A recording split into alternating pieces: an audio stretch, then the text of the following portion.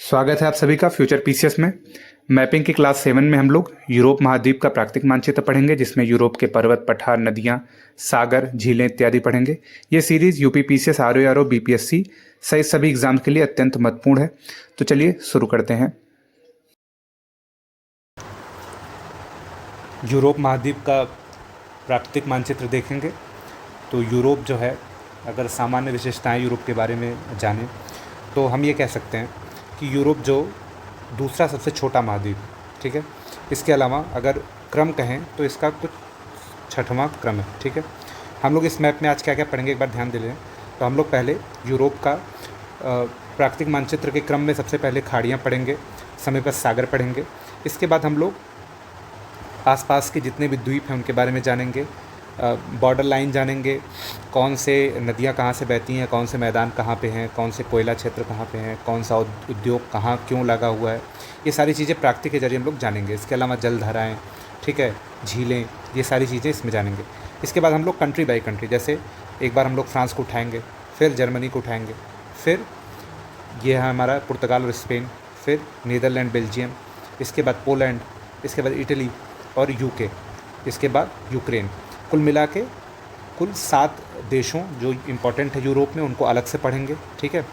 तो प्राकृतिक मानचित्र के साथ राजनीतिक मानचित्र मिक्स करके पहली बार पढ़ेंगे, ठीक है। क्योंकि यूरोप ऐसा है कि जब कोई देश उठाएंगे तो वहाँ का केवल प्राकृतिक मानचित्र हम लोग नहीं कर सकते हैं, ठीक है। वहाँ पे रिलेट करने के लिए हम लोग राजनीतिक मानचित्र का सहारा लेंगे, तभी जाके होल तैयारी हो पाएगी, ठीक है। तो सबसे पहले प्राकृतिक वाले का हम लोग एक नॉर्मल व्यू लेंगे। इसके बाद कंट्री बाई कंट्री जो इंपॉर्टेंट है ऑटोमेटिकली हम लोग उस पर पहुँच जाएंगे, ठीक है। तो सबसे पहले चलते हैं, तो देखते हैं जो यूरोप महाद्वीप है वो बेसिकली यूरेशिया पे ही है, ठीक है। यूरेशिया क्या है? यूरोप और एशिया एक ही स्थलखंड है। स्थलखंड मतलब एक ही ज़मीन के टुकड़े पे यूरोप और एशिया बसे हुए हैं, ठीक। अलग कैसे होते हैं?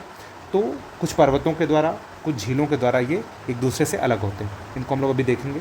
जैसे आप लोग यहाँ मैप के साइड में देख रहे हैं, तो आप लोग ये देख रहे हैं कि ये जो यूराल पर्वत है, यूराल पर्वत, इसके बाद काकेसस पर्वत और इसके बाद काला सागर, ये जो है यूरोप और एशिया को अलग करने का काम कर रहा है। इसके बाद यहाँ पे आप लोग देख रहे हैं मरमरा सी, और ये टर्की का जो दूसरा पार्ट है, एक यूरोप का हिस्सा है और एक एशिया का हिस्सा है। ये वाला हिस्सा यूरोप का है और ये वाला हिस्सा एशिया का है। इन दोनों के बीच में मरमरा सी है जो अलग करता है। फिर इधर एजियन सी, फिर भूमध्य सागर इसको अलग करता है। कुल 3 तरफ से जल से घिरा हुआ है यूरोप। ऊपर अगर हम लोग देखें तो आर्कटिक है, सबसे ऊपर देखें तो आर्कटिक महासागर है, ठीक है। अगर पश्चिम में देखें तो उत्तरी अटलांटिक महासागर से घिरा हुआ है, और नीचे भूमध्य सागर से घिरा हुआ है, ठीक है। तो इतनी चीज़ें हैं। इसके बाद अगर हम लोग खाड़ियों के क्रम में चले तो सबसे पहले हम लोग आर्कटिक महासागर से शुरू करेंगे, और इसके बाद बारी बारी से हम लोग एक एक करके एक खाड़ियाँ देखते हुए आएंगे, ठीक है। तो चलिए शुरू करते हैं। आर्कटिक महासागर से जिस सागर से हम लोग शुरू करेंगे उसका नाम है बैरेंट्स सी, ठीक है। यहाँ पे देखिए बैरेंट्स सी है, ठीक है। बैरेंट्स सी से हम लोग जिस सागर में आते हैं उसका नाम है नॉर्वेजियन सी। नॉर्वेजियन सी जाना किस लिए जाना जाता है? अब देखिए यहाँ पे कुछ जो है ऐसे आर्किपेलागो हैं, एक द्वीप के टूटे हुए स्थलखंड हैं, उनका इम्पोर्टेंस है, क्यों है, और नॉर्वेजियन सी का क्या इंपॉर्टेंस है ये भी जानेंगे। सबसे पहले इनको देखते हैं। तो ये जो स्कैंडिनेवियाई प्रायद्वीप है, इसके तट के सहारे 3 लोफ्टन द्वीप समूह, वेस्ट फियॉर्ड और ट्रॉडेडम फियॉर्ड, ये क्या है? फियॉर्ड किसको कहते हैं? तो जब किसी सागरीय खंड के सहारे टूटा फूटा ऐसे तट विस्तृत हो तो इस तट को हम लोग फियॉर्ड कहते हैं, ठीक है। ये एक तरह का लैंडफॉर्म है, ठीक है। ये फियॉर्ड 3 यहाँ पे विस्तृत हैं। अब ये जाने किस लिए जाते हैं? ये इसलिए जाने जाते हैं क्योंकि यहाँ जो है नॉर्वे की गर्म जलधारा चलती है। इस वजह से ये फिशिंग के एक प्राइम प्लेस हैं, ठीक है। इसके अलावा नॉर्वेजियन सी पेट्रोलियम के खनन के लिए जाना जाता है। पेट्रोलियम उत्पादन होता है, और ख़ास करके ऐसा पेट्रोलियम उत्पादन होता है इसमें सल्फ़र की मात्रा कम रहती है। तो ग्रेड 1 मतलब उच्च क्वालिटी का पेट्रोलियम पैदा होता है। ये क्वेश्चन एक बार यूपीएससी में पूछा हुआ है कि मतलब ये ग्रेड 1 या जो उच्च क्वालिटी का तेल है, पेट्रोलियम है, वो किस वजह से है? तो उसमें सल्फ़र की कम मात्रा है, और ये लोफ्टन द्वीप समूह के आसपास फिशिंग के लिए बहुत सारा स्कोप है। और जब हम लोग नॉर्वे अलग से पढ़ेंगे तो नॉर्वे में देखेंगे कई सारे ऐसे जगहें हैं जहाँ पे पेट्रोलियम और फिशिंग दोनों चीज़ों के लिए जाना जाता है। आगे चलें तो हम लोग नॉर्वेजियन सी से आते हैं अंदर के तरफ, तो हम लोग उत्तरी सागर में आ जाते हैं, ठीक है। उत्तरी सागर किससे किससे घिरा हुआ है? तो ये नॉर्वे से घिरा हुआ है, फिर इधर यूके से घिरा हुआ है, फिर इधर फ्रांस और जर्मनी से घिरा हुआ है। इसके अलावा पूर्व में जेटलैंड प्रायद्वीप है जो डेनमार्क जिस पे बसा हुआ है, इनसे घिरा हुआ क्या है, उत्तरी सागर है। इसके बाद देखिए उत्तरी सागर से बाल्टिक सी जाने के लिए हम लोगों को दो रास्ते हैं। एक तो रास्ता है जो नार्वे, ये नार्वे है, ये स्वीडन है, इनसे होके जाएं तो दो जल संधियाँ पड़ती है। एक का नाम है स्टैटेगेट, दूसरा का नाम है कैटेगेट। कभी आप लोग कैटेगेट एक ऐतिहासिक स्थल है, ठीक है। कभी आप लोग अगर नॉर्वे के हिस्ट्री के बारे में या फिर कभी वाइकिंग्स के बारे में पढ़ेंगे तो उसमें कैटेगेट जो है एक पुराना शहर है, ठीक, और एक जल संधि भी है। तो स्टैटेगेट और कैटेगेट से होके हम लोग बाल्टिक सी में आ सकते हैं। नहीं तो एक नहर भी है, ये नहर क्या है, जेटलैंड प्रायद्वीप को अलग करती है। ये कील नहर सीधे उत्तरी सागर को बाल्टिक सी से जोड़ देती है, ठीक है। बाल्टिक सी से आगे बढ़ते हैं तो हम लोग के पास एक खाड़ी मिलती है, इसका नाम है डेंजिंग की खाड़ी। इंपॉर्टेंट क्यों है, क्योंकि विस्तुला नदी यहाँ पे अपना मुहाना बनाती है। ये पोलैंड से घिरी हुई है, ठीक है। आगे चलते हैं बाल्टिक सी से, तो यहाँ पे हम लोग को बाल्टिक कंट्री मिलती है, ठीक है। वहाँ पे एक खाड़ी मिलती है, इसका नाम है रीगा की खाड़ी। रीगा की खाड़ी के ऊपर चलते हैं तो फिनलैंड की खाड़ी हम लोग को मिलती है और उसके बाद बाथनिया की खाड़ी मिलती है, ठीक। तो अगर हम लोग उत्तरी सागर से स्टैटेगेट, कैटेगेट, फिर बाल्टिक सी से बाथनिया की खाड़ी, फिर फिनलैंड की खाड़ी, फिर रीगा की खाड़ी होते हुए कील नहर से वापस उत्तरी सागर में आ सकते हैं, ठीक है। अब अगर खाड़ियों के और जल संधियों के क्रम में आगे बढ़ें तो उत्तरी सागर से अगर हम लोग को नीचे उतरना है तो हम लोग को डोवर जल संधि पार करनी पड़ेगी। डोवर जल संधि जो है यूके और फ्रांस के बीच में है और डोवर जल संधि के सहारे एक सुरंग बिछाई गई है जिससे रेलवे भी चलती है, ठीक है। रेलवे का यहाँ पे निकास है, ठीक है। तो डोवर जल संधि से हम लोग पहुँचते हैं उत्तरी सागर से इंग्लिश चैनल में पहुँचते हैं। यही वो इंग्लिश चैनल है जिसके बारे में हम लोग लूसेंट में पढ़ते आए हैं कि इन्होंने इंग्लिश चैनल पार कर लिया, उन्होंने पार कर लिया। ये वही इंग्लिश चैनल है, ठीक है। तो इंग्लिश चैनल के बाद हम लोग आते हैं तो जिस सागर के पास आते हैं वो है सेल्टिक सी, ठीक है, सेल्टिक सागर। इसके बाद हम लोग अगर आयरलैंड, ये जो आयरलैंड वाला हिस्सा है, और यूके ना बोल के अगर उसको केवल इंग्लैंड बोले तो इंग्लैंड और आयरलैंड के बीच में हम लोग सेंट जॉर्ज चैनल और फिर आयरिश सागर से होकर गुजरते हैं, ठीक है। इसके ऊपर उत्तरी चैनल है। इन तीनों को हम लोग को याद रखना है, सेल्टिक सी से सेंट जॉर्ज, आयरिश और फिर उत्तरी चैनल। सेल्टिक सी से अगर नीचे आए तो हम लोग उतरते हैं बिस्के की खाड़ी में। बिस्के की खाड़ी फ्रांस के पश्चिम में स्थित है, ठीक है।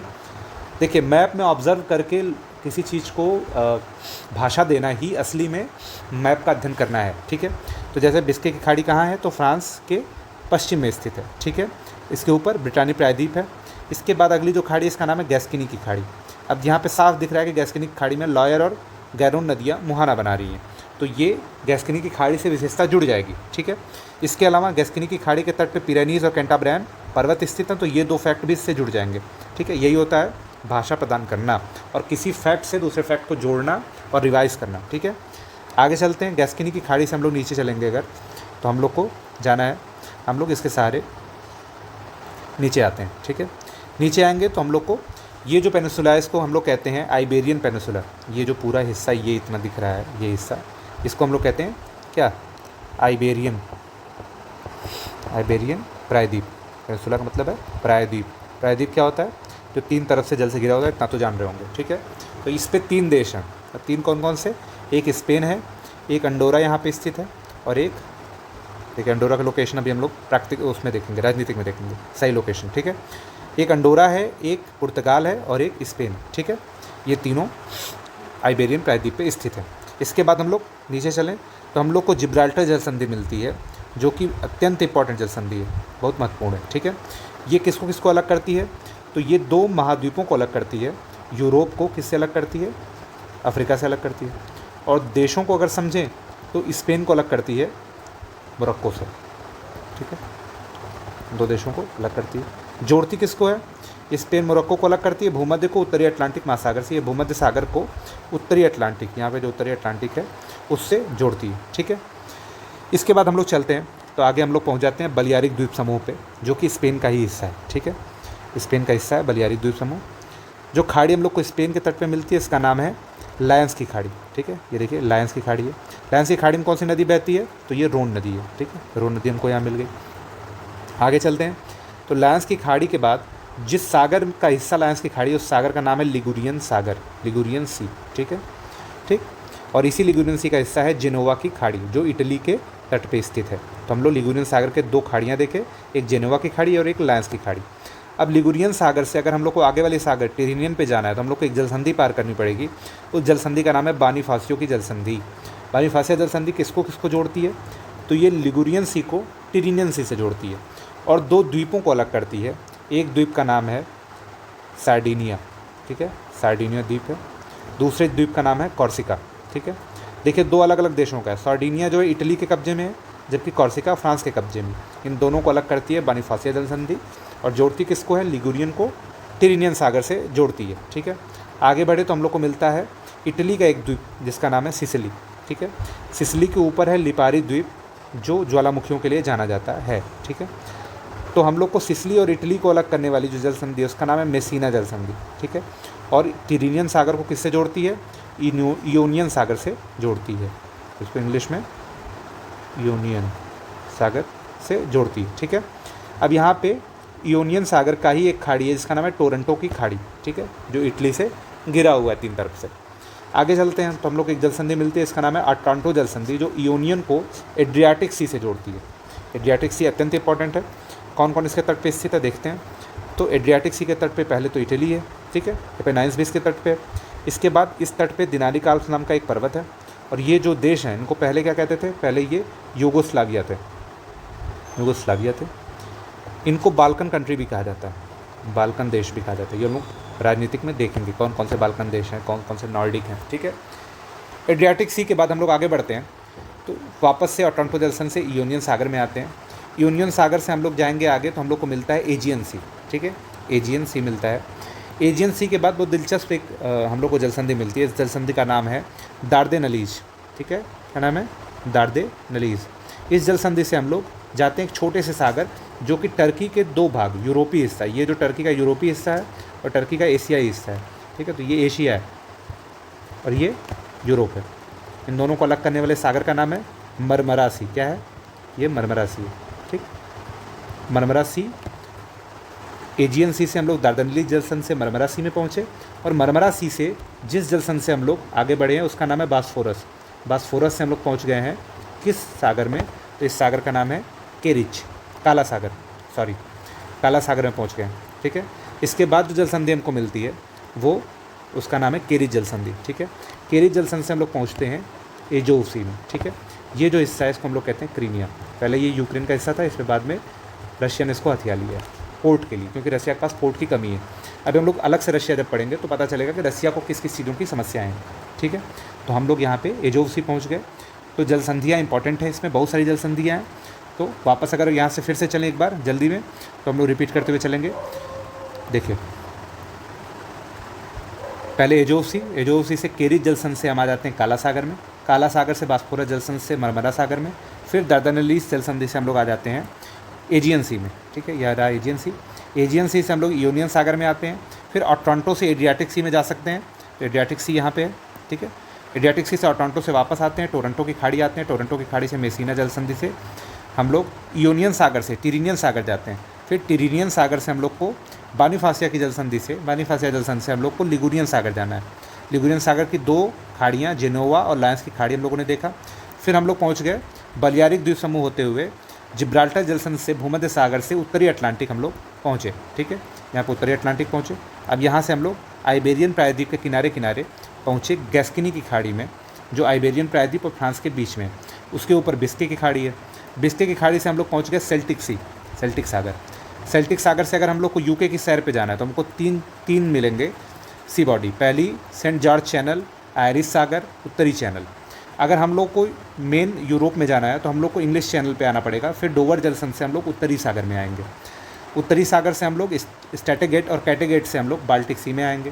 फिर बाल्टिक सी से 3 जगह जा सकते हैं, रीगा की खाड़ी जा सकते हैं, फिनलैंड की खाड़ी जा सकते हैं, ठीक है, रीगा की खाड़ी, फिनलैंड की खाड़ी और बाथनिया की खाड़ी, ठीक। फिर बाल्टिक सागर से कील नहर पकड़ के हम लोग वापस आ सकते हैं अपने उत्तरी सागर में, ठीक है। तो ये थी हमारी प्रमुख खाड़ियाँ और जल संधियाँ, ठीक है। इसके बाद हम लोग आगे बढ़ते हैं तो प्रमुख पर्वत देखेंगे। सागर और खाड़ियों के बाद अब हम लोग पर्वतों पे चलेंगे। तो पर्वतों का क्रम हम लोग ऊपर से ही शुरू करेंगे। तो सबसे ऊपर जो पर्वत है उसका नाम है स्कैंडिनेवियाई पर्वत, ठीक है। ये पर्वत आप लोग को यहाँ दिख रहा है, देखिए। स्कैंडिनेवियाई पर्वत जो है वो नॉर्वे और स्वीडन, ये नॉर्वे है और ये स्वीडन के बीच में सीमा बनाता है। जॉलन इसकी एक समझिए अवशिष्ट पर्वत के रूप में इसी की एक श्रृंखला है, ठीक है। तो जॉलन पर्वत अलग से पूछ दे तो नॉर्वे स्वीडन में ये विस्तार है, लेकिन ये अरावली और उत्तरी अमेरिका के एप्लेशियन की तरह एक क्या है, ये एक अपशिष्ट पर्वत है, ठीक है। अपशिष्ट पर्वत ये भी है, लेकिन ये भी उतना कटाफटा नहीं है जो स्कैंडिनेवियाई पर्वत है, ठीक। और स्कैंडिनेवियाई एक प्रायद्वीप भी है, एक देशों का समूह भी है, वो हम लोग पॉलिटिकल में देखेंगे। अब ये जाना किस लिए जाता है, तो ये धात्विक खनिजों के लिए जाना जाता है, ठीक। जो स्वीडन में दो जगहें हैं, एक का नाम है किरुना और एक का नाम है गैलिब्रे, ये दोनों धातु खनन के लिए जाने जाते हैं। लेकिन यहाँ पे धातुओं में लोहा मिलता है, लौह मिलता है, लेकिन कोल नहीं मिलता है, ठीक है, कोल नहीं मिलता है।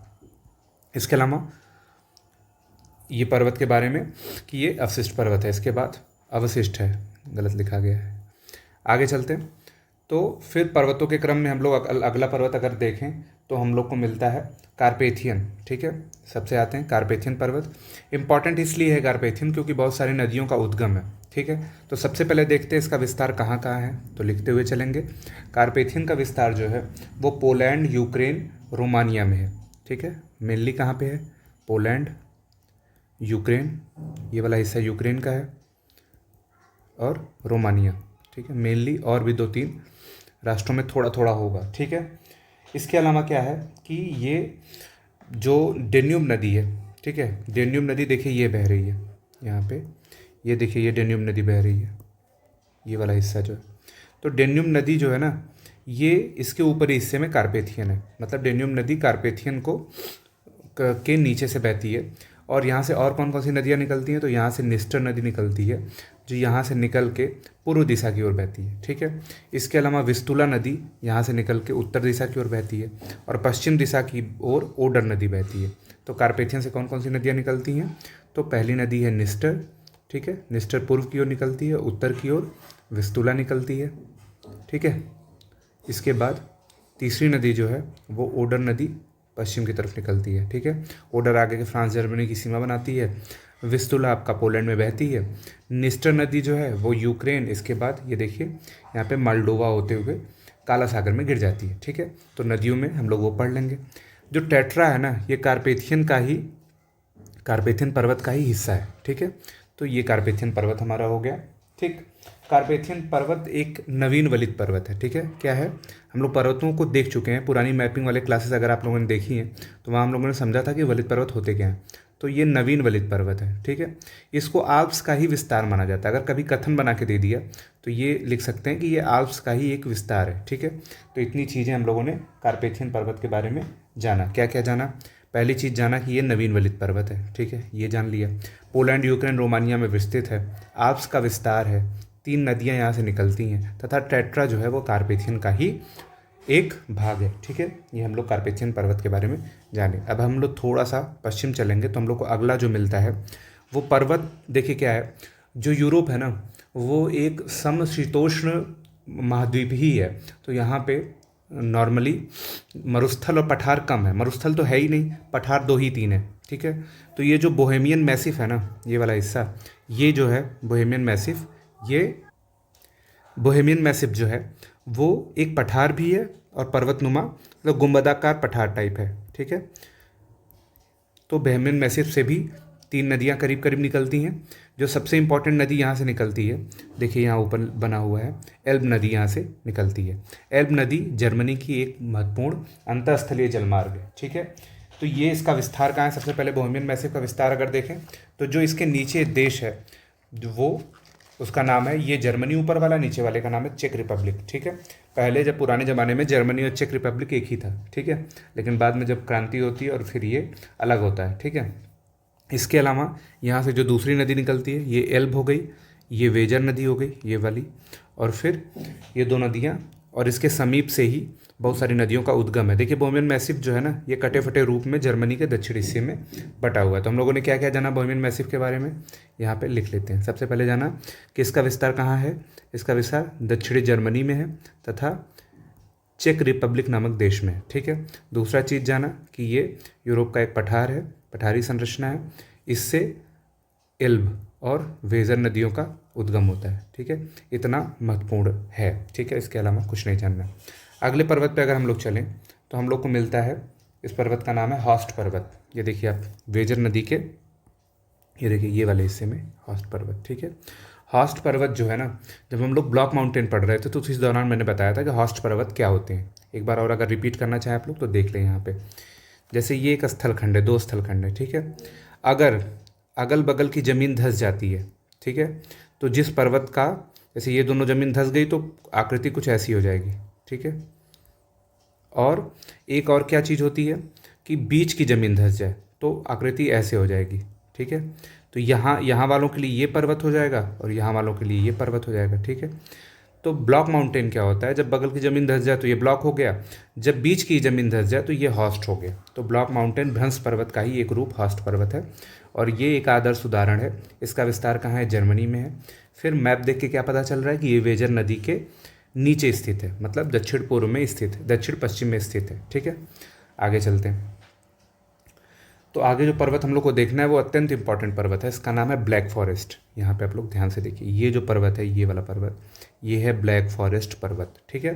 ब्लैक फॉरेस्ट पर्वत के बारे में ये जानना है कि ये एक ब्लॉक माउंटेन है और मतलब सबसे सुंदर या सबसे प्रचलित उदाहरण है, ठीक है। प्रचलित उदाहरण है किसका, भ्रंश पर्वत का या ब्लॉक माउंटेन का, ठीक। पहली बात तो ये।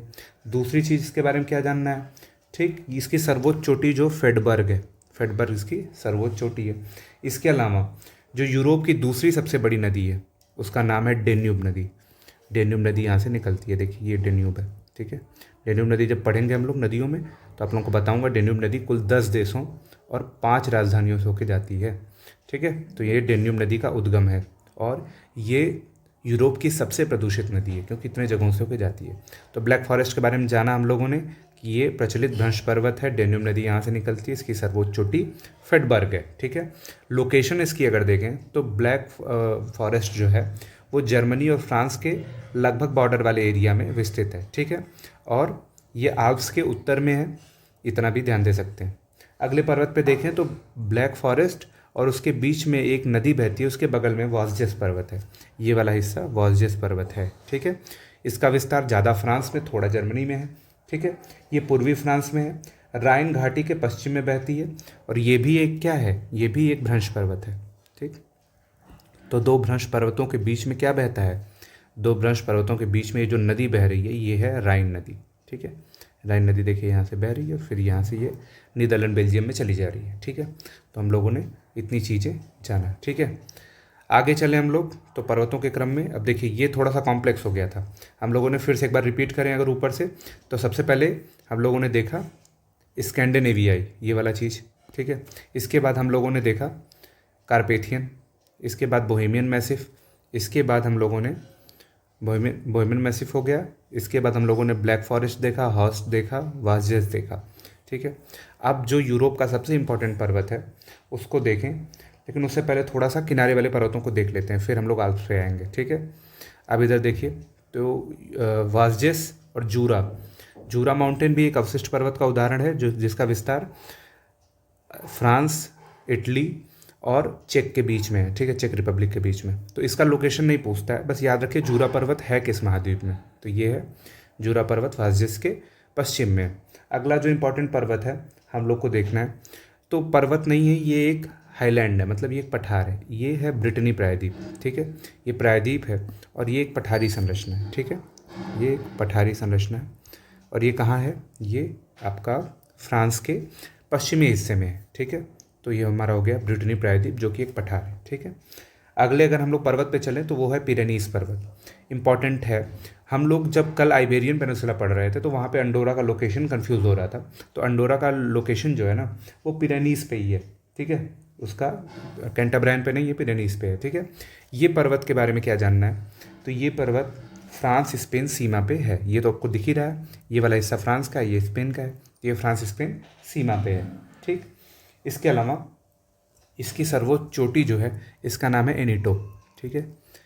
तो फेडबर्ग याद रखिए, ब्लैक फॉरेस्ट वाला, इसका नहीं भी याद रखेंगे तो काम चल जाएगा, ठीक है। लोकेशन याद रखिए क्योंकि अभी इससे मिलते जुलते नाम मिलेंगे, ठीक है। तो पिरेनीज फ्रांस स्पेन की सीमा पे है। अगला पर्वत हम लोग को देखना है जिसका नाम है कैंटाब्रियन पर्वत। कैंटाब्रियन पर्वत अब आइबेरियन पेनिनसुला जो ये वाला है जिसके बारे में हम लोग कल चर्चा कर रहे थे, ये आइबेरियन पेनिनसुला है। कैंटाब्रियन पर्वत जो है इसका विस्तार स्पेन में है और स्पेन के उत्तरी हिस्से में है। ठीक है, आप लोग ये देख रहे हैं स्पेन के उत्तरी हिस्से में इसका विस्तार है। ठीक है, यहाँ पे एक लौह इस्पात की खान है जिसका नाम है बिलबाओ। ठीक है, ये आप लोग ध्यान रखिए कि ये बिलबाओ यहाँ पे एक लौह इस्पात की खान है। ठीक, कैंटाब्रियन माउंटेन के बारे में जान सकते हैं कि ये लोहा और इस्पात उद्योग के लिए प्रसिद्ध है क्योंकि यहाँ स्थानीय रूप से लोहा प्राप्त किया जाता है। ठीक है, इसके अलावा जो ड्यूरो और एब्रो नदियाँ हैं, ये देखिए इधर बह रही है एब्रो, ये भी यहीं से निकलती है और ड्यूरो नदी भी यहीं से निकलती है। कैंटाब्रियन दो नदियों का स्रोत भी है। कौन कौन सी?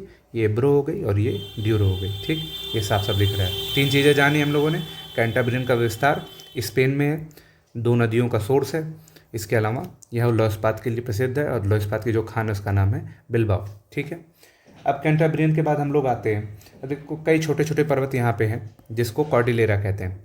ठीक, जब कई पर्वत अलग अलग रूप में विस्तृत हों और उनका विस्तार एक जगह जुड़ा हुआ हो तो वो कॉर्डिलेरा नाम दे देते हैं।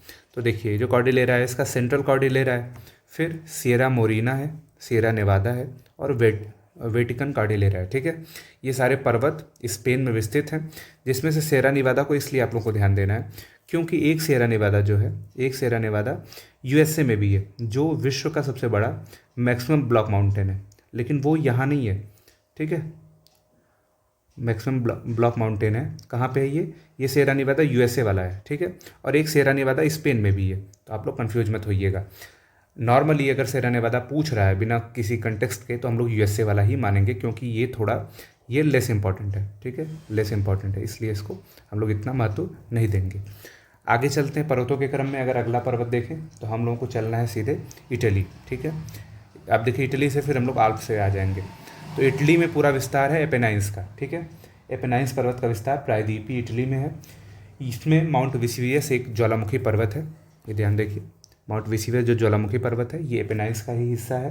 ठीक है, इस पर्वत से एक नदी निकलती है, उस नदी का नाम है टाइबर नदी। देखिए टाइबर नदी है, इसी के तट पे रोम यहाँ पे स्थित है। ठीक है, तो हम लोग जब राजनीतिक मानचित्र पढ़ेंगे तो हम लोग ये पढ़ेंगे। ठीक है, अब चलते हैं हम लोग, ध्यान रखिएगा पेनाइंस में कंफ्यूज नहीं होना है। पेनाइंस पर्वत अभी यूके में हम लोग को मिलेगा। एपेनाइंस यहाँ पे है, पिरेनीज यहाँ पे है और अभी एक पर्वत मिलेगा वो यूके में। ठीक है, चलिए उसको देख ही लेते हैं फिर हम लोग आल्प्स पे आते हैं।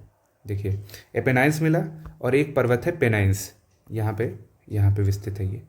ये आपका जो यूके का मेन इंग्लैंड वाला द्वीप है उस पे स्थित है पेनाइंस पर्वत। इसकी सर्वोच्च चोटी है बेन नेविस। ठीक है, इसके अलावा 2 और पर्वत यहाँ पे विस्तृत हैं, एक का नाम है ग्रैम्पियन और दूसरे का नाम है कैम्ब्रियन। ठीक है, ये दोनों भी याद रखिए। 3 पर्वत यूके में है, पहला है ग्रैम्पियन, फिर है पेनाइंस, फिर है कैम्ब्रियन। ठीक है, ये 3 पर्वतों को हम लोग देख लिए। अब हम लोग आगे चलते हैं तो हम लोग को आल्प्स पे आना है। ठीक है, आल्प्स के बाद हम लोग कुछ चोटियाँ देखेंगे। आगे चलते हैं, आल्प्स पे चलते हैं। अब देखिए ये जो आल्प्स है ना, इसका सर्वाधिक विस्तार जो है वो स्विट्ज़रलैंड में। सबसे ज़रूरी चीज़ यही है, ये क्वेश्चन पूछा हुआ है कि इसका सर्वाधिक विस्तार कहाँ पे है, तो इसका सर्वाधिक विस्तार स्विट्ज़रलैंड में। ठीक है, इसके अलावा इसका विस्तार कहाँ कहाँ है, तो ये इटली में विस्तृत है, जर्मनी और फ्रांस में विस्तृत है। ठीक है, तो इतनी चीज़ें आप लोग ध्यान रखिए। ये एक क्या है, नवीन वलित पर्वत है। ये एक नवीन वलित पर्वत है और हिमालय की तरह ही इसका भी निर्माण तृतीय काल में हुआ होगा। ठीक है, इसकी सर्वोच्च चोटी है माउंट ब्लांक। ठीक है, एक और चोटी है जिसका नाम है मैटरहॉर्न। ठीक है, ये 2 चोटी हम लोग को ध्यान रखनी है। देखिए न मिट गया है, मैटरहॉर्न है। ठीक है, आल्प्स पर्वत कितनी नदियों का स्रोत है, तो 2 महत्वपूर्ण नदियों का स्रोत है। पहली है ये है राइन नदी, ये राइन नदी का सोर्स है। दूसरी है ये वाली पो नदी। ठीक है, आप लोग को ये दिख रहा है। तो आपसे कौन कौन सी नदियाँ निकलती हैं, राइन नदी निकलती है, पो नदी निकलती है। इसकी सर्वोच्च चोटी हम लोग चर्चा कर चुके हैं, माउंट ब्लांक है। और आपसे बारे में ये भी जान चुके हैं कि नवीन वलित पर्वत है। इसके अलावा 2 झीलें यहाँ पे विस्तृत हैं। ठीक है, आल्प्स पे जो झील है उसका नाम है लेक कॉन्स्टेंट। ठीक है, लेक कॉन्स्टेंट जो है वो आल्प्स से विस्तृत एक झील है। ठीक है, तो आप लोग ये ध्यान रखिए। इटली की गार्डा झील भी आल्प्स के निचले हिस्सों में विस्तृत है। ठीक है, तो इतनी चीज़ें हम लोगों को आल्प्स के बारे में जाननी है। इसका निर्माण अल्पाइन ओरिजिनी में हुआ है, जो कि हिमालय तो सबसे लेटेस्ट है लेकिन उससे पहले हुआ है, लेकिन नवीन वलित पर्वत है और टेथिस के अवशेष से इसका निर्माण हुआ है। ठीक है, हम लोगों ने इसका विस्तार जान लिया और इसकी हाईएस्ट पीक भी जान ली। ये जो माउंट ब्लांक है ना, ये यूरोप की सबसे ऊंची चोटी नहीं है, ये ध्यान देना है, ठीक है। ये यूरोप की दूसरी सबसे ऊंची चोटी है, सेकंड मैक्सिमम है। पहली वाली जो है ना वो काकेशस पे हम लोग को मिलेगी, ठीक है। और क्या चीज़ें ध्यान रख सकते हैं इसके बारे में, तो एक झील लेक कांस्टेंट है, देखिए एक झील यहाँ पे लेक जेनेवा है, देखिए यहाँ पे ये छूट रहा था, लेक जेनेवा भी आल्प्स पे ही स्थित झील है। तो हो गया लेक कांस्टेंट और लेक जेनेवा इस पे स्थित झील है। अब राइन पो नदी के साथ साथ एक नदी और यहाँ से निकल रही है, जो नदी यहाँ पे हम लोग बना नहीं पाए हैं। देखिए ये नदी, ये कंप्लीट नहीं हुई है, ये नदी जो रोन नदी, ये भी आल्प्स से निकलती है, ठीक है। रोन नदी की लोकेशन यहाँ से है, ठीक है, आल्प्स नदी से निकलती है। तो हम लोग क्या क्या जाने आल्प्स के बारे में, फिर से दोहराते हैं। नवीन वलित पर्वत है, स्विट्जरलैंड, इटली, जर्मनी, फ्रांस में विस्तृत है। सर्वाधिक विस्तार स्विट्जरलैंड में है। लेक कांस्टेंट लेक जेनेवा इस पे स्थित है। 3 नदियों का सोर्स है, पो नदी, रोन नदी और राइन नदी, ठीक है। इसके अलावा सर्वोच्च चोटी माउंट ब्लांक है, जो यूरोप की दूसरी सबसे ऊंची चोटी है, ठीक है। इतनी चीज़ें हम लोग को आल्प्स के बारे में जाननी है, ठीक। आगे चलते हैं, तो जो अगला पर्वत हम लोग को देखना है उस पर्वत का नाम है दिनारिक आल्प्स, ठीक है। आल्प्स से ही कई सारे पर्वत विश्व में हैं, ठीक है। एक दक्षिणी आल्प्स है जो आपको उधर मिलेगा ऑस्ट्रेलिया में, न्यूजीलैंड के पास, ठीक है। तो ये है दिनारिक आल्प्स। दिनारिक आल्प्स का विस्तार एड्रियाटिक सी के समानांतर पूर्व दिशा में है, ठीक है। अब अगर इसमें देश देखें तो कई सारे देश हैं। जो प्राचीन यूगोस्लाविया था, जिसके प्रधानमंत्री उस समय मार्शल टीटो थे, जिन्होंने गुटनिरपेक्ष नेहरू जी के साथ मिलकर बनाया था, ठीक है। जब यूगोस्लाविया का विघटन होता है तो बाल्कन कंट्रीज़ में वो बढ़ जाते हैं, ठीक है। तो उन्हीं के कई सारे घटक देशों के बीच में इसका विस्तार है, ठीक है। जिसमें आप लोग को ये स्लोवेनिया मिलेगा, फिर अल्बानिया मिलेगा, फिर मॉन्टेनेग्रो मिलेगा, क्रोएशिया मिलेगा, बोस्निया हेर्जेगोविना मिलेगा, सर्बिया मिलेगा। इसमें ही दिनारिक आल्प्स का विस्तार है, ठीक है। इसके अलावा क्या चीज़ ध्यान रखनी है कि ये भी एक क्या है, ये भी एक नवीन वलित पर्वत है। ये भी क्या है, नवीन वलित पर्वत है। कभी कथन बना के अगर पर्वत से क्वेश्चन पूछा तो ये जरूर पूछ लेगा कि वो किस टाइप का पर्वत है, ठीक है। इसके अलावा यह एक ठंडी पवन चलती है, इसका नाम है बोरा, ठीक है। एड्रियाटिक सी से दिनारिक आल्प्स की तरफ चलती है, बोरा ठंडी पवन है, ठीक है। ये चीज़ें, इतनी चीज़ें हम लोग को ध्यान रखनी है। अगर आप लोग मैप के साथ नोट्स बना रहे हैं तो ये सबसे ज़्यादा बेनिफिशियरी होगा, ठीक है।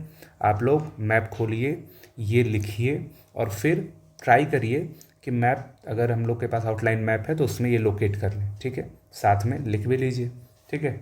आगे चलते हैं, तो जो अगला पर्वत हम लोग को मिलता है उस पर्वत का नाम है पिंडस पर्वत। ये पिंडस पर्वत जो है इसका विस्तार अल्बानिया और ग्रीस में है। कहाँ कहाँ है, तो ये अल्बानिया हो गया और ये ग्रीस हो गया, इन 2 जगहों पे इसका विस्तार है, ठीक है। इसके अलावा रोडोप पर्वत है। रोडोप पर्वत का विस्तार हंगरी, सर्बिया में है, ठीक है। बस याद रखिए ये कहाँ के हैं, इनका लोकेशन याद रखिए, बस और कुछ नहीं है। कभी हो सकता है पूर्व, पश्चिम, उत्तर, दक्षिण का क्रम दे दे। अगला पर्वत जो है उसका नाम है बल्कान पर्वत, ठीक है। बल्कान पर्वत का विस्तार मेनली कहाँ पे है, तो ये रोमानिया में है, ठीक है। आगे चलते हैं, तो ये हो गया हमारे पर्वत। इसके बाद जो पर्वत बचा हुआ है, 2 पर्वत पूर्व की दिशा में बचे हुए हैं, ठीक है। एक पर्वत का नाम है काकेशस पर्वत। ये जो है काकेशस पर्वत का क्या महत्व है, तो ये यूरोप और एशिया को अलग करने वाला पर्वत है, ठीक है। ये यूराल और काला सागर और कैस्पियन सी, ये सारी चीज़ें मिलकर क्या करते हैं, यूरोप एशिया को डिवाइड करते हैं, ठीक है। जब हम लोग यूरेशिया पढ़ेंगे ना तो उसमें हम लोग देखेंगे कि एशिया और यूरोप को क्या डिवाइड करता है। तो काकेशस पर्वत जो है ये बाउंड्री पे है यूरोप एशिया के, और इसकी जो सर्वोच्च चोटी है माउंट एल्ब्रुस, ये यूरोप की सबसे ऊंची चोटी है, यूरोप की सबसे ऊंची मैक्सिमम चोटी है, ठीक है। ये सामान्य विशेषताएं हम लोग राजनीतिक में जब पढ़ेंगे, सबसे ऊंची चोटी, सबसे निम्न स्थान, तो उसमें हम लोग ये दोबारा करेंगे। ये यूरोप की सबसे ऊंची चोटी माउंट एल्ब्रुस काकेशस पर्वत का हिस्सा है। इसका लोकेशन कहाँ है, तो ये यूक्रेन के पूर्व में एजोव सी के बगल में काकेशस पर्वत का विस्तार है। यहाँ पे 3 देश हैं, वही जॉर्जिया, आर्मेनिया और तीसरा देश है आपका, एक और देश है, नाम नहीं उसका रिकॉल हो रहा है, ठीक है। वो तीनों देश क्या है, एक दूसरे से, आर्मेनिया है और अजरबैजान है, हाँ अजरबैजान और ये आर्मेनिया और जॉर्जिया, इन 3 देशों में ये काकेशस पर्वत का विस्तार है, ठीक है। तो ये बाउंड्री पे है, ठीक। फिर हम लोग को देखना है यूराल पर्वत। देखिए ये यहाँ यूराल पर्वत है, ठीक है। यूराल पर्वत ना एक अवशिष्ट पर्वत है, यूराल पर्वत एक अवशिष्ट पर्वत है। ये जानकारियाँ नोट करते रहिए, ये ऐसे ही बस सुनने के लिए नहीं है, आप इसको नोट करते रहिए। इसका निर्माण अवशिष्ट पर्वत है, इसका मतलब ये कि प्राचीन इसका निर्माण हुआ होगा, बहुत पहले का निर्माण है।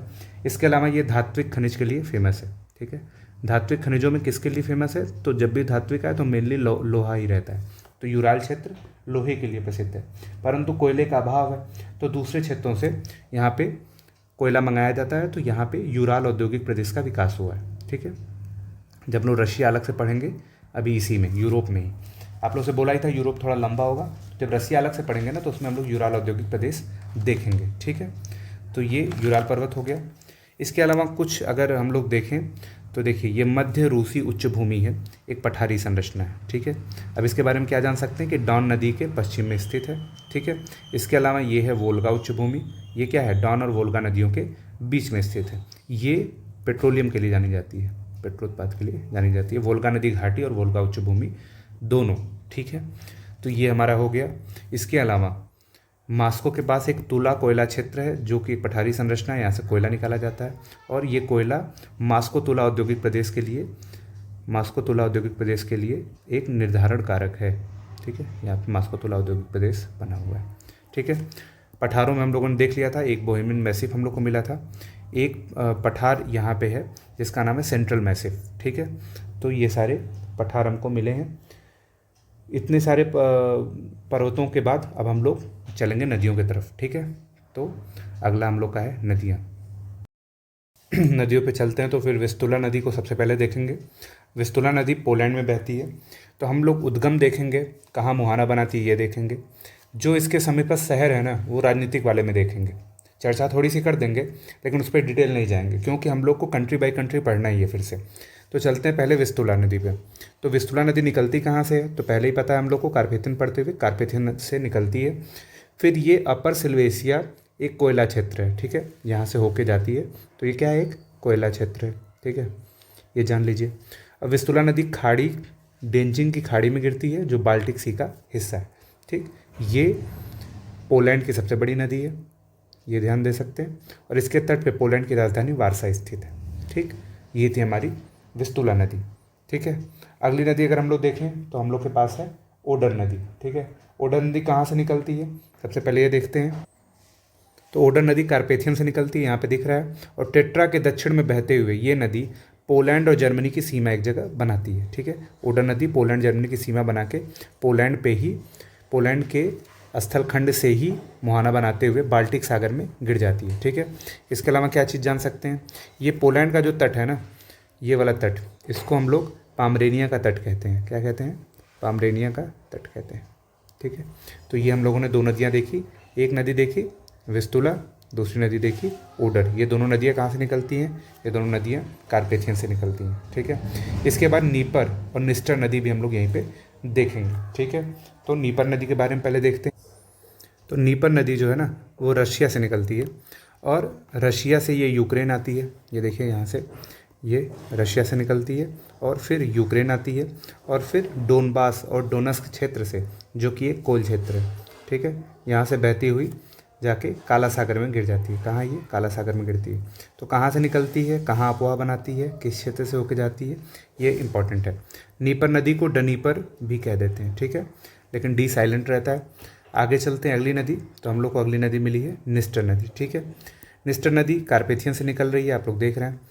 कार्पेथियन से निकलने के बाद ये कहाँ बह रही है? ये यूक्रेन में बह रही है। फिर यूक्रेन से ये जो देश है इसका नाम है मोल्डोवा।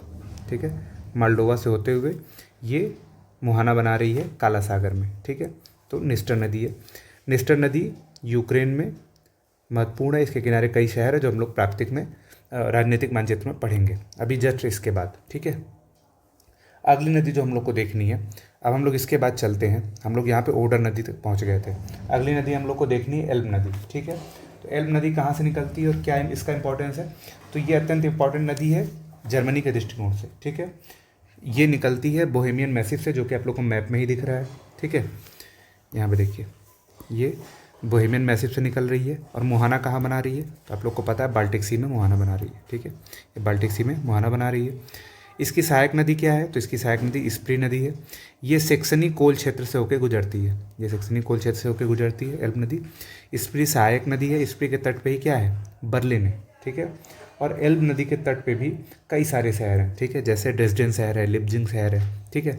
ये हम लोग राजनीतिक मानचित्र में पढ़ेंगे। अभी हम लोग प्राकृतिक में इतना ही पढ़ेंगे नदी के बारे में कि बोहेमियन मैसिव से निकलती है, बाल्टिक सागर में गिरती है, स्प्री एक सहायक नदी है और इसके अपवाह क्षेत्र में सेक्सनी कोल क्षेत्र स्थित है, ठीक है। अगली नदी है वेजर नदी। ये भी क्या निकलती है, बोहेमियन मैसिव से निकलती है और फिर कहाँ मुहाना बनाती है, ये ध्यान देना है कि मुहाना बदल जाता है, ठीक। इसका मुहाना बाल्टिक सागर में नहीं बल्कि उत्तरी सागर में है, ठीक है। ये उत्तरी सागर है, यहाँ पे उत्तरी सागर में मुहाना बनाती है, ठीक है। ये हमारी है वेजर नदी, ये हास्ट पर्वत के उत्तर में है। देखिए मैप से भाषा देना सीख लीजिए। बोहेमियन मैसिव से निकलती है, उत्तरी सागर में गिरती है और हास्ट पर्वत के उत्तर में स्थित है, ठीक है। अगली नदी जो कि यूरोप की सबसे इम्पॉर्टेंट और यूरोप की व्यस्ततम अंतःस्थलीय जलमार्ग है, उसका नाम है राइन नदी, ठीक है। तो राइन नदी को देखते हैं। राइन नदी का उद्गम आल्प्स पर्वत से होता है, आप लोग को पता है, जब हम लोग पढ़ रहे थे आल्प्स पर्वत तो बताया था कि यहाँ से राइन नदी निकलती, ठीक है। अब राइन नदी निकलते हुए कहाँ कहाँ इसका विस्तार है, तो ये Switzerland, Austria, Germany, France, Netherland में प्रभावित होती है। अब देखिए ये हो गया स्विट्ज़रलैंड, फिर ये जाती है कहाँ पे, ऑस्ट्रिया में जाती है, ऑस्ट्रिया से फिर ये जर्मनी में जाती है, फिर जर्मनी फ्रांस की सीमा पे बहते हुए आगे बढ़ती चली जाती है और काफ़ी देर तक ये जर्मनी के सहारे बहती है। इसके बाद ये चली जाती है, ये जो देश है नीदरलैंड, ठीक है। ये नीदरलैंड में पोल्डर लैंड बनाती है। पोल्डर लैंड क्या चीज़ होती है, ये नदी, ये पूरा क्षेत्र जो है ना, ये ऐसा क्षेत्र है जो समुद्री रेखा, जो तट रेखा होती है, जिसको हम लोग कहते हैं कि समुद्री तल की रेखा से नीचे का क्षेत्र है, ठीक है। तो यहाँ पे क्या है, भूखंड तैरते हुए नज़र आते हैं, ठीक है, ऐसे द्वीप नज़र आते हैं छोटे छोटे छोटे छोटे, ठीक है। और ये एक जगह से दूसरे जगह लोग नाव से जाते हैं, ठीक है, नाव से कनेक्टेड रहते हैं। और ये नदी जिसका नाम राइन नदी है, यहाँ पे ये 3 भागों में बढ़ जाती है। राइन नदी 3 भागों में बढ़ जाती है, ठीक है। ऐसे 3 अलग अलग पार्ट हो जाते हैं, ठीक है। एक का नाम है वॉल, एक का नाम है जेसल, एक का नाम है मेन। ये हम लोग जर्मनी वाले मैप में पढ़ेंगे विस्तार से, ठीक है। तो राइन नदी कहाँ से निकलती है, कहाँ गिरती है, पोल्डर लैंड बनाती है, ये 3 चीज़ें हम लोगों ने जाना। इसके अलावा इसकी सहायक नदियाँ हैं, ठीक है। इसकी सबसे महत्वपूर्ण सहायक नदी जो है ये रूर है। ये रूर जो है, ये रूर कोल क्षेत्र है, ठीक है। यहाँ पे लौ इस्पात का केंद्र है जर्मनी में, ठीक है। तो ये हमारी थी राइन नदी, ठीक है। राइन नदी को विस्तार से फिर हम लोग जर्मनी वाले मैप में पढ़ेंगे। अगली जो हम लोग की इंपॉर्टेंट नदी है, ये सीन नदी है, ठीक। सीन नदी कहाँ से निकल रही है, तो ये पहले तो जाने फ्रांस की नदी है, ये लॉरेन क्षेत्र से निकल रही है और कहाँ जाके गिर रही है, तो ये इंग्लिश चैनल में जाके गिर रही है। इसके तट पे ली हार्वे एक शहर है, ठीक है। और इसके अलावा जो पेरिस इसका राजधानी है, पेरिस, ये भी क्या है, इसी के तट पे स्थित एक शहर है, ठीक है। सीन नदी के बाद हम लोग चलेंगे अगली नदी पे। उस नदी का नाम है लॉयर नदी, जो कि इसी मैसिव से निकल रही है। जो हम लोगों ने, जब हम लोग पर्वत पठार पढ़ रहे थे तो हम लोगों ने देखा था कि लॉरेन के ऊपरी क्षेत्र पे ही एक मैसिव है, एक तरह का पठार है जिसको हम लोग कहते हैं सेंट्रल मैसिव, ठीक है, सेंट्रल मैसिव। तो ये जो नदियां हैं, चाहे ये लॉयर हो गई चाहे गैरोन हो गई, ये जो सेंट्रल मैसिव से निकलती हैं, वहीं जो रोन नदी है ये आल्प्स से निकलती है और सेंट्रल मैसिव होके बहती है। तो लॉयर निकलती कहाँ से, तो लॉयर निकलती है सेंट्रल मैसिव से। दूसरी चीज़, गिरती कहाँ है, तो ये गिरती है बिस्के की खाड़ी में, ठीक है। इसके अलावा गारोन नदी है जो कि गैस्किनी की खाड़ी में गिरती है और निकलती कहाँ है, सेंट्रल मैसिव से, ठीक है। लॉयर और गारोन नदियाँ दोनों फ्रांस के दक्षिणी हिस्से में बहने वाली नदियाँ हैं। अगली नदी हम लोग देखना है तो ये रॉन नदी है जो कि आल्प्स से निकलती है। हम लोग आल्प्स पढ़ते हुए जानते थे।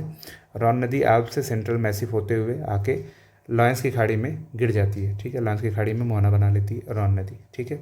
इसके किनारे भी लौ इस्पात क्षेत्र का, लौ इस्पात उद्योग का विकास हुआ है, ठीक है। कई सारे शहर हैं। अगली नदी अगर हम लोग देखें तो हम लोग आते हैं एब्रो नदी पे। एब्रो नदी कैंटाब्रायन से निकलती है। ये देखिए, ये रही एब्रो नदी। एब्रो नदी कैंटाब्रायन पर्वत से निकल के आती है और ये लिगुरियन सागर में गिर जाती है। लिगुरियन सागर जो भूमध्य सागर का ही हिस्सा है, ठीक है। ये एब्रो नदी हो गई। अगली नदी है हमारी ड्यूरो नदी, ठीक है। ड्यूरो और टॉगस नदियाँ दोनों कहाँ गिरती हैं, तो ये उत्तरी अटलांटिक में गिरने वाली नदियाँ। ये भी ध्यान रखिएगा कि कौन किस दिशा में बह के किस महासागर में गिर रही है, ठीक है। तो ये उत्तरी अटलांटिक डायरेक्ट गिरती है, ठीक है। इनके बीच में सेंट्रल कार्डिलेरा स्थित है।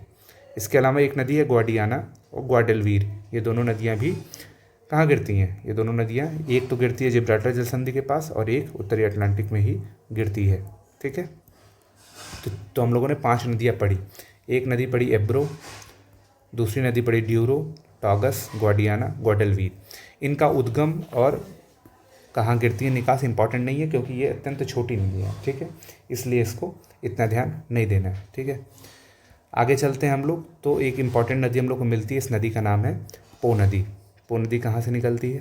तो पो नदी आप लोगों को पता है ये निकलती है आल्प्स पर्वत के, मैटरहॉर्न पर्वत के बगल से ही निकलती है। ठीक है, और ये लोम्बार्डी का मैदान बनाती है। ये इंपॉर्टेंट है इस नदी के बारे में कि लोम्बार्डी का मैदान बनाती है।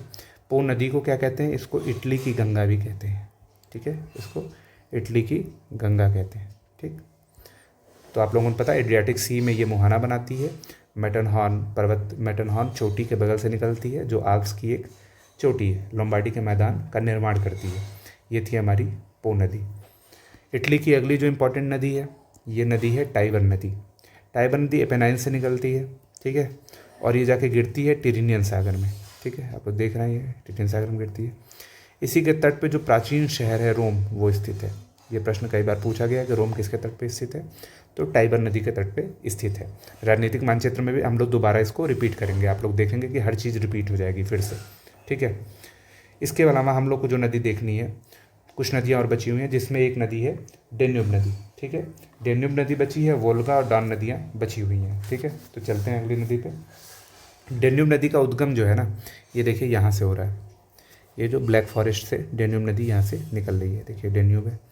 ठीक, डेन्यूब नदी निकलती है और कुल 10 देशों और 5 राजधानियों से होके बहती है। ठीक है, इस नदी का प्रवाह किस किस देश से है? तो ऑस्ट्रिया, जर्मनी, बुल्गारिया, रोमानिया तथा सर्बिया में है। तो हम लोग देखते हुए चलें तो ये पहले जर्मनी में है।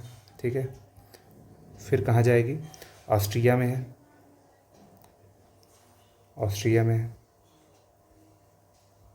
इसके अलावा कहाँ है? इसके अलावा स्लोवेनिया में है। हम लोग इसको अलग से लिख लेंगे अभी। ठीक है, इसके बाद ये हंगरी के मैदान से होते हुए जो कि सर्बिया में है। ठीक है, हंगरी के मैदान से होते हुए सर्बिया की राजधानी बेलग्रेड इसके तट पे है। ठीक है, बेलग्रेड इसके तट पे। स्लोवेनिया की राजधानी ब्रास्तिलावा इसके तट पे है। ठीक है, 2 राजधानियाँ हो गई, ब्रास्तिलावा इसके तट पे है। इसके अलावा वियना इसके तट पे है।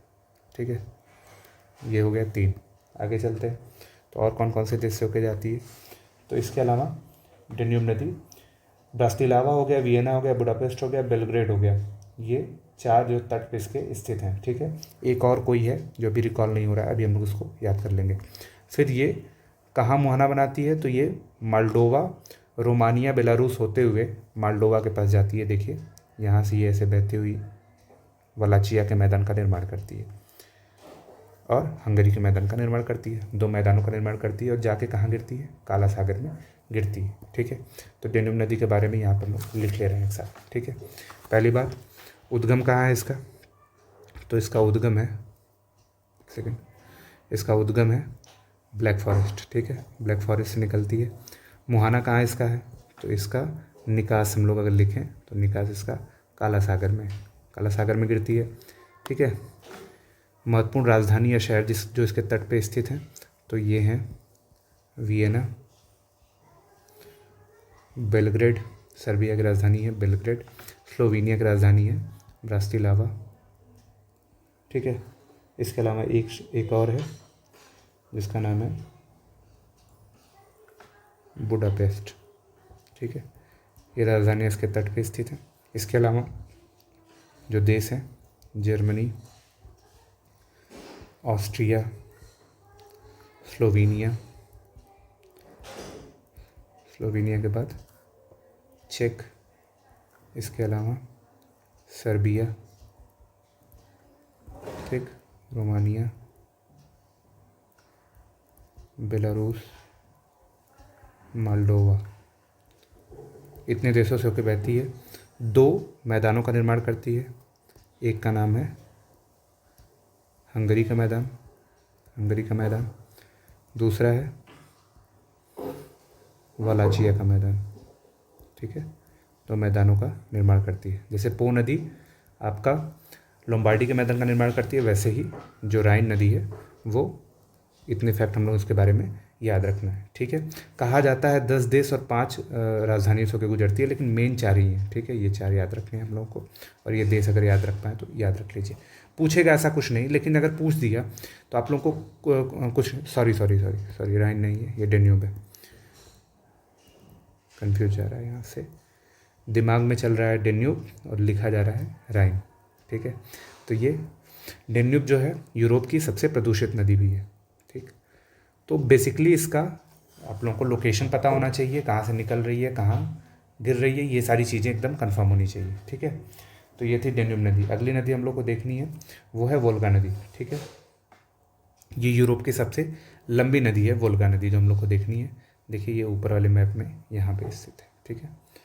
ठीक, इसका जो उद्गम होता है ये एक वाल्दे पहाड़ी यहाँ पे है, एक पर्वत है, इसका नाम है वाल्दे, यहाँ से निकलती है और जाके गिरती कहाँ से है, तो ये जाके गिरती है कैस्पियन सागर में, ये कैस्पियन सागर में गिरती है। हम लोग जब रशिया पढ़ेंगे ना तो उसमें ये साफ मैप में दिखाई देगी, ठीक है।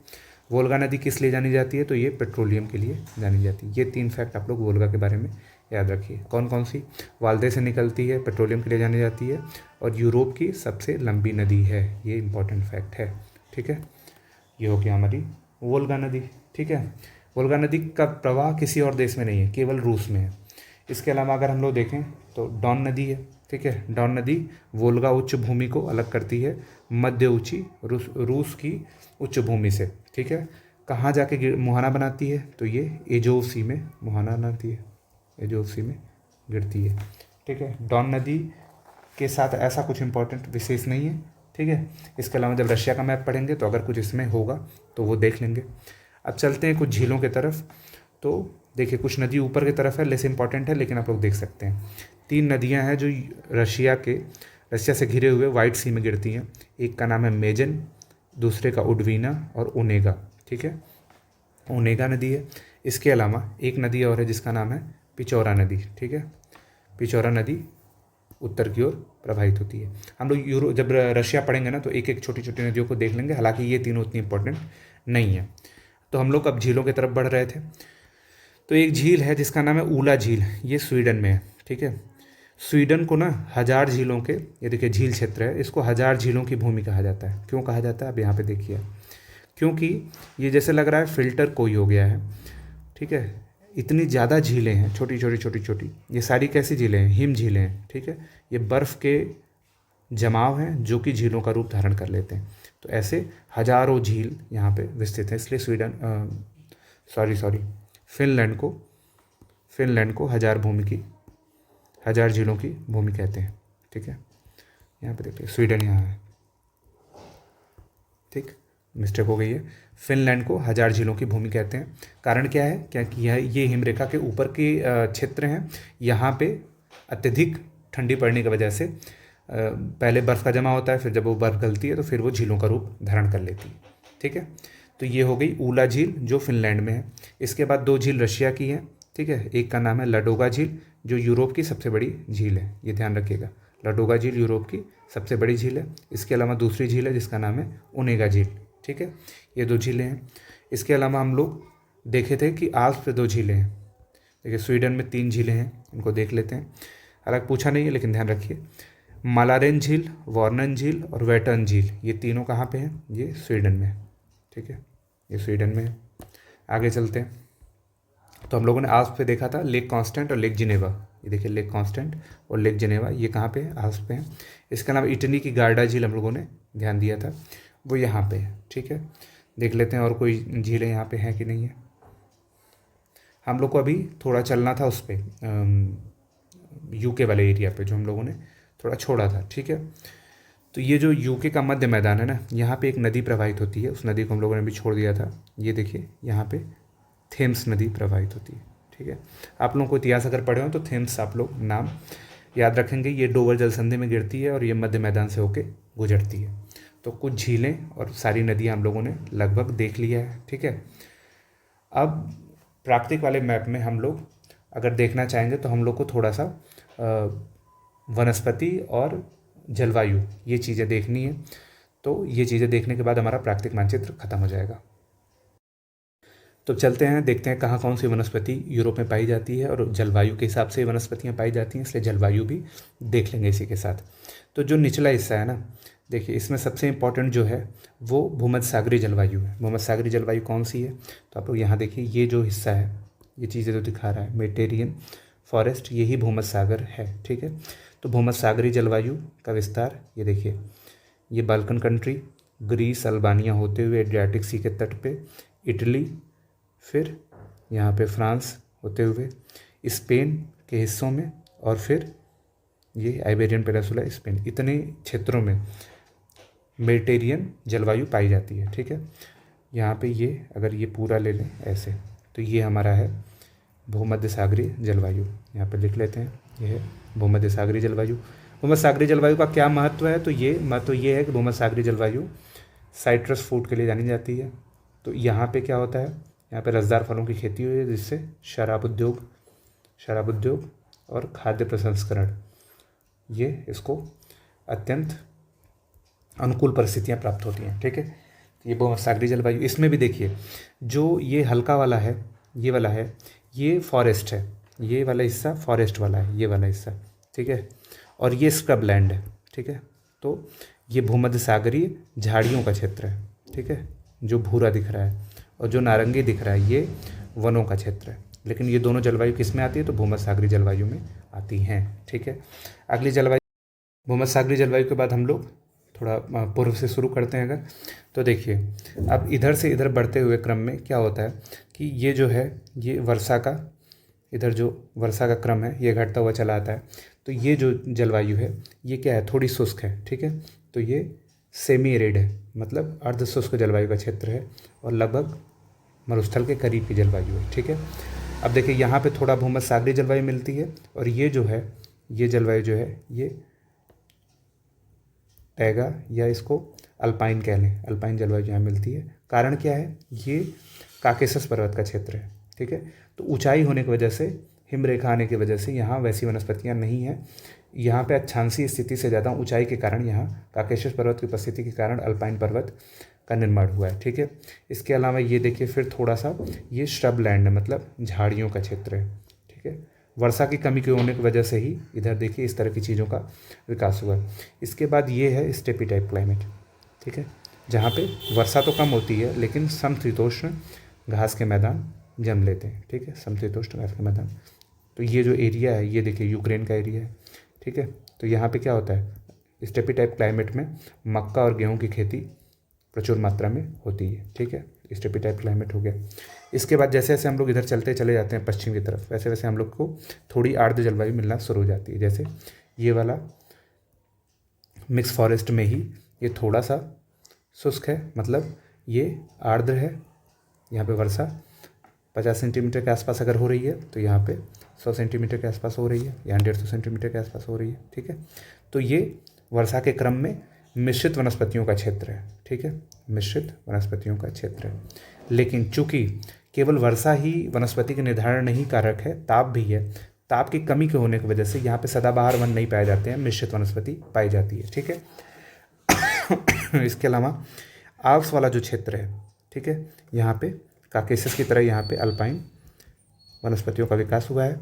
ठीक है, इसके ऊपर हम लोग चले जाते हैं तो इसको हम लोग कहते हैं, ये टैगा वनस्पतियों का क्षेत्र है, जिसको हम लोग बोरियल वनस्पति भी कह सकते हैं। ठीक है, ध्यान रखिएगा, ये क्वेश्चन एक बार पूछा हुआ है, पूछ सकता है बोरियल वनस्पति से किसका संबंध है। ठीक है, जलवायु जो है वो टैगा जलवायु है, मतलब लगभग शीतोष्ण जलवायु नहीं रह गई है, शीत जलवायु की तरफ हम लोग बढ़ चले हैं। ठीक है, शीत जलवायु। इसके ऊपर ये जो नीला वाला एरिया दिख रहा है ये प्योरली टुंड्रा जलवायु है, तो टुंड्रा वनस्पतियों का यहाँ विकास हुआ है। ठीक है, तो ये थी यूरोप की जलवायु। ठीक है, देखिए आइसलैंड में भी सेम चीज़ है, किनारों पे टैगा और बीच में टुंड्रा। ठीक है, टुंड्रा क्या मतलब, वहाँ पे लगभग बर्फ़ या ग्लेशियरों का ही जमाव है। ठीक है, तो हम लोग को मेनली ध्यान जो देना था वो स्टेपी टाइप क्लाइमेट पे देना था और भूमध्य सागरीय जलवायु पे देना था। बारी बारी से हमने यूरोप के सारी प्राकृतिक विशेषताओं का अध्ययन कर लिया है। ठीक है, इसमें हम लोगों ने क्या क्या पढ़ा, तो सबसे पहले हम लोगों ने सागर पढ़े, फिर खाड़ियाँ पढ़ी, खाड़ियों के साथ फिर हम लोगों ने पर्वत पठार पढ़े, पर्वत पठार कम ही थे, पर्वत पठार पढ़े, इसके साथ ही नदियों को पढ़ा, झीलों को पढ़ लिया। झीलों की संख्या भी उतनी अधिक नहीं थी, नदियों की संख्या थी, ठीक है। इसके बाद हम लोग आए वनस्पतियों पे और जलवायु पे, वनस्पति और जलवायु का अध्ययन किया। इसी के साथ हमारा यूरोप का जो फिजिकल है, भौतिक मानचित्र है, ये समाप्त होता है, ठीक है। अगले पार्ट में हम लोग राजनीतिक मानचित्र पढ़ेंगे, ठीक है। आप लोगों का जुड़ने के लिए बहुत बहुत धन्यवाद। आप लोग शेयर सब्सक्राइब करिए, अभी हम लोग का चैनल नया है। और जो बोलते टाइम मिस्टेक हो जाती है उसको अगर अपने से समझ जा रहे हैं तो ठीक है, तो ऐसे टंग स्लिप हो जाती है तो दिमाग में जो चीज़ रहती है वो लिखती नहीं, जैसे आज फिनलैंड और स्वीडन वाला हो गया, 2 बार हो गया, ठीक है। तो आप लोग की सहायता क्या हो सकता है, इसको शेयर करिए, सब्सक्राइब करिए, ठीक है। हमारे प्रयास को थोड़ा सा प्रोत्साहन दीजिए। इसके अलावा आप लोग फ्यूचर पीसीएस टेलीग्राम चैनल भी ज्वाइन कर सकते हैं, ठीक है। फ्यूचर पीसीएस 01 टेलीग्राम चैनल है, यहाँ आप लोग को पीडीएफ मिलेंगी, क्विज़ मिलेगा, करंट अफेयर्स मिलेगा, ठीक है। इसके अलावा जीएस के क्विज मिल जाएंगे, ठीक है, इन्फॉर्मेशन सारी मिल जाएंगी। तो आप लोग टेलीग्राम चैनल ज्वाइन कर सकते हैं। बहुत बहुत धन्यवाद आप लोगों का।